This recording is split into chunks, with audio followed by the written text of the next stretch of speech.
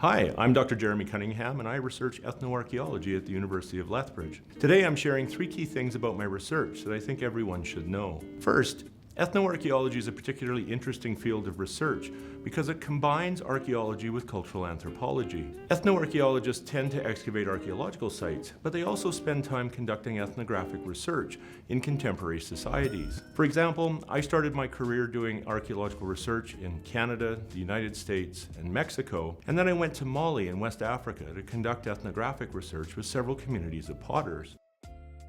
After that project finished, I went to northern Mexico and spent a decade studying several thousand-year-old archaeological sites. Second, this work is particularly exciting because it tends to reveal surprising things about the cultural activities that produce material patterns, like those found in the archaeological record. For example, archaeologists can identify where pottery is made by sourcing the clay, and we can see where it ends up by excavating sites where broken pots have been thrown into a trash midden. This allows us to reconstruct ceramic distributions, but we often don't know why it moves where it does. When I investigated this question ethnographically with potters in Mali, they showed me that we need to consider the activities of 2 different groups of women. Potters move their ceramics around the region to try and find buyers because they rely on the income it generates to feed their children. But consumers also go out of their way occasionally to purchase pottery. Moreover, the activities of these 2 groups affected the movement of different types of pots.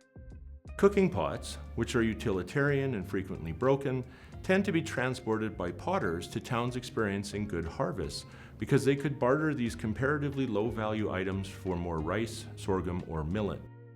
In contrast, water jars are often given as wedding gifts from a mother to her daughter, and women tend to go out of their way to buy a beautiful pot because it might sit in their daughter's house and serve water to visitors for several decades. As a result, water jars moved almost 3 times the distance of cooking pots in my study. The findings allow us to refine archaeological models of ceramic distribution to consider the role specific pot types play for different participants in exchange networks. Third, this type of research is crucial because it helps archaeologists make better interpretations. As an ethnoarchaeologist, my job is to conduct excavations so I understand the models archaeologists use to interpret the past. Then I assess the accuracy of these models by collaborating with people who follow practices that produce material patterns similar to those found in the archaeological record. The aim of ethnoarchaeological research is thus to reveal problematic assumptions in archaeological models. Understandably, it can be hard for archaeologists to recognize these assumptions if they only speak to one another. So ethnoarchaeologists tend to collaborate with people who offer different cultural perspectives.